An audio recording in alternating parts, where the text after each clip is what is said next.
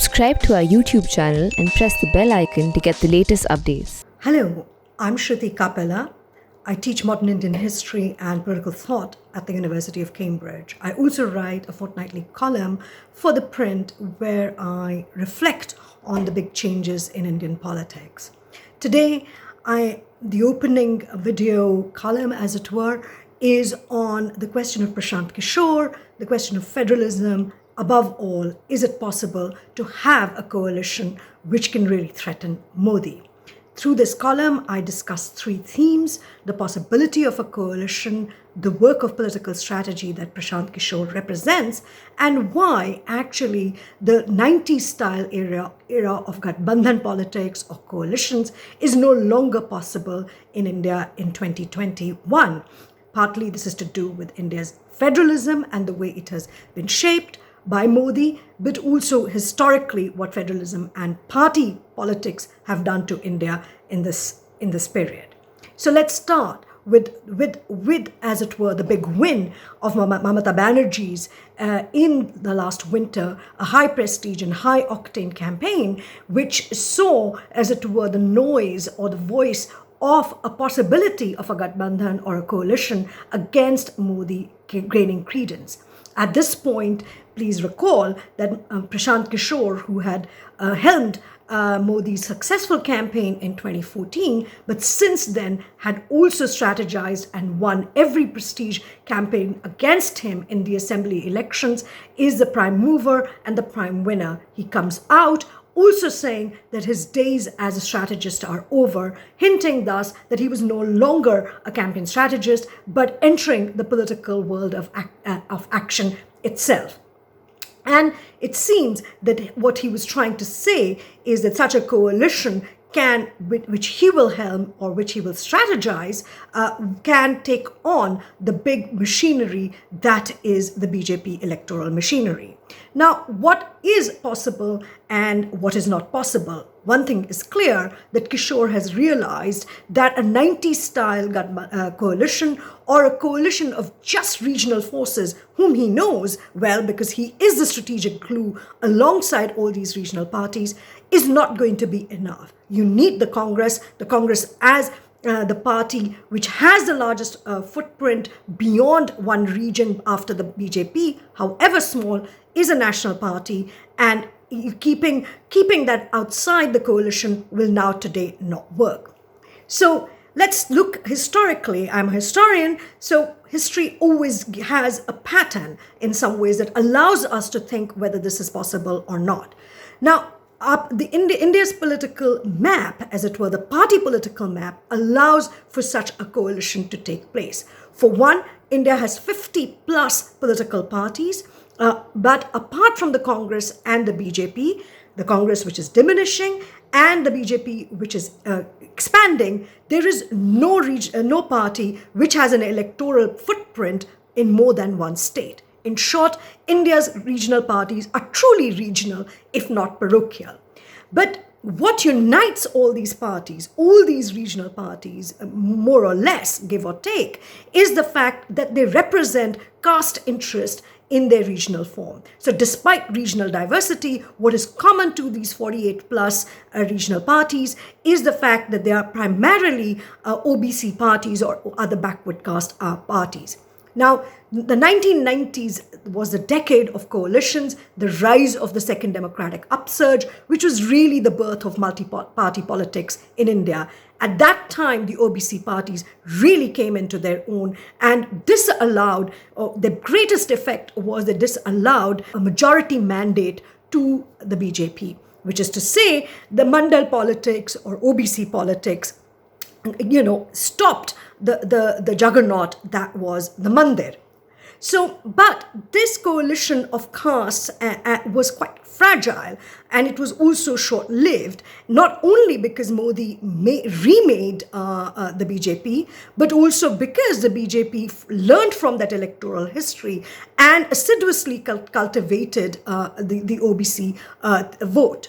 But I think the main issue is actually the nature of Indian federalism or regional political power itself, and which ironically guarantees actually power to the center.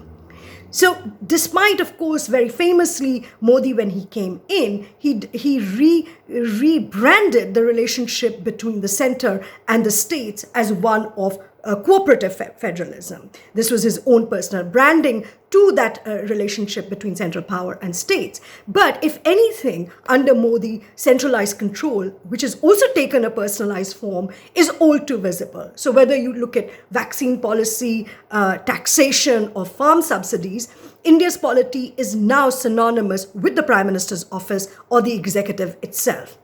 In turn, it's not that this has just been a one-way process.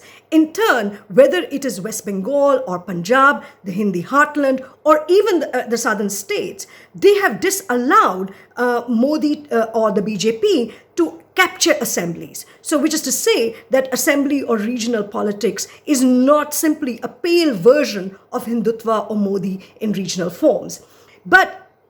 So psephologists give us this answer. You ask, what is this about? Psephologists and India's election experts say, well, this is the canny Indian voter. They can vote in two different ways. They can vote at the center for Modi and can vote against his party at the region. Now, this might be so, but what really is the long-term effect of such a contradiction, so-called contradiction, this two-way voting, is the way in which the party map of India itself has been defined. So India might be a multi-party democracy, which it is, but it is not bipartisan. It doesn't have two national parties. But what you do have is one national party and several regional parties, which is to say India's federalism is neither a cooperative nor is it asymmetrical, but rather, this is the result also why these parties flourish, is that it is competitive in nature. Indian federalism pits one state against another. As a result, if you see what this does is that it plays into the hands and centralizes power and authority back to Delhi. So if you look at pre-pandemic COVID-19, Modi focused on a very strategic plan of big welfare programs. Plus, he also beat the drum of national security. Both these things ensured his personal popularity. It also allowed him to circumvent this problem between centers versus regions, so much so that if tomorrow the pandemic is controlled, it will be celebrated and understood as part of, as credit to Modi's leadership. If the devastation continues, if the economy continues to falter, if there is death, it will be blamed and can be blamed on the regional states. So, in short, the Indian federalism is, in short, competitive, which also disallows, as it were, a bipartisan consensus to emerge. So now, where do these forces go? The fact that there are these multiple regional forces and parties, and what of the Congress? So, in the 90s, what you had was that the coalitions were a sum total of, say, these regional alliances, caste alliances, and even family parties, whether it is, in the north or the south. Today, that no longer challenge Modi. Prashant Kishor himself believes that, and he thinks that what is actually required is a face. Now, that face can counter and distill and focus our attention as a counter to Modi. Personal charisma is considered to be big. But despite the efforts of the media and party pollsters, this is nowhere to be seen. No face has emerged. So it is, in fact, if anything, Prashant Kishor who has emerged as that person who is ready for a face-off with Modi. But coalitions in the 90s also made a political virtue of cynicism. All that was required, and this is something you hear in journalist circles, and everywhere you try and talk about Indian democracy, people are very cynical in terms of interpreting it, and always say what matters, the only mantra seems to be, you must be able to win. Now, such cynicism has actually really, in a way, can be seen also through the lens of, say, the latest political saga with Navjot Singh Sidhu, which allows, say, an Ayaram Gayaram, a one-time BJP member turned cricketer turned one-time BJP MP, plus also then an entertainer, is able to hold hostage a major party political unit in Punjab under Amrinder Singh. But it seems no one is asking the key question. What does Sidhu stand for in this instance, apart from his own self-interest and his own cynical self-advancement?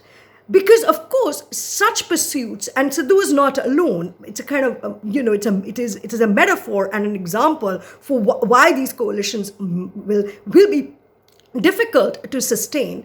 It's because they come at hard-won party structures. That's one from it. But it's not simply a moral question or simply about Sidhu. It also goes to the heart of the person who is making such a coalition possible, i.e. Prashant Kishor. So it is not enough to say you are against Modi. It is important to state what you stand for, and we know very little in terms of what Prashant Kishor stands for.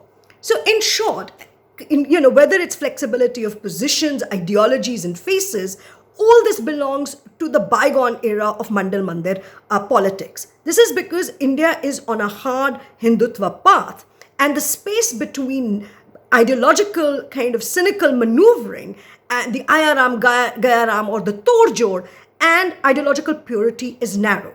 The window to remake Indian political landscape is also very short. Parties, all the stuff that we knew from the 90s, it may seem necessary, but it is also now impossible. And it can, above all, be only done by discounting the power of ideas and even ideology. Let's not forget, it is ideology, first and foremost, that installs Prime Minister Modi into this massive mandate that he has. So, above all, I would say, Modi and Hindutva can now only be countered by a grand, brave, new idea that can recast and remake India. Thank you.